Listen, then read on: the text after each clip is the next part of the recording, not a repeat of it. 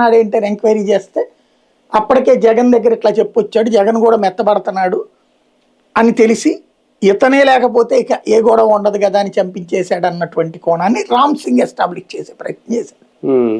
కానీ అక్కడ జగన్ మొండిగా నిలబడటం అవినాష్ రెడ్డి వెనకాల కాబట్టి ఈ కేసులో అవినాష్ రెడ్డిని అనడానికి లేదు. ఎందుకు జగన్ ఏమంటున్నాడు, నేనే టికెట్ ఇచ్చాను అవినాష్ రెడ్డికి, నేను ఇంకొకరికి ఇస్తాను నేను ఎందుకు అన్నాను అంటున్నాడు. ఇంకోటి స్ట్రాంగ్ గా anti Sharmila, anti Vivekananda Reddy, anti విజయం ఉన్నాడు స్టిల్ నో. అంటే మా కుటుంబ సభ్యులే కానీ వాళ్ళు నన్నే నాశనం చేయాలని చూసే వర్గం అనేటటువంటి ఫీలింగ్ లో అతను ఉన్నాడు, ఓపెన్ గా కనబడుతుంది. కాబట్టి అంత మొండిగా అతను ఉన్నప్పుడు అతను మెత్తబడతాడని చెప్పి మర్డర్ చేస్తారా? అదే కదా.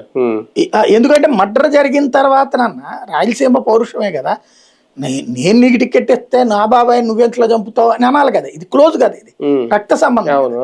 వాళ్ళు పెదనాన్న ఇది మన పెదనాన్న కొడుకులు ఆ టైపు బంధుత్వం. ఈయన వచ్చాడు సొంత బాబాయ్ కదా, రక్త సంబంధం కదా, అందులో సొంత చెల్లి సొంత అమ్మ. అలాంటప్పుడు వీళ్ళని కాదని అతనికి ఇచ్చినటువంటిప్పుడు భారతీ పాత్ర దీంట్లో రైట్ చేసుకొచ్చారు. అక్కడ ఇక్కడ పెద్ద కుటుంబం చిన్న కుటుంబం అంటారు, ఈ నలుగురిది చిన్న కుటుంబం, ఈ నలుగురికే రాజకీయం అంతా చేతిలో ఉండాలన్నది వివేకానంద రెడ్డి ఫీలింగ్. కానీ పెద్ద కుటుంబానికి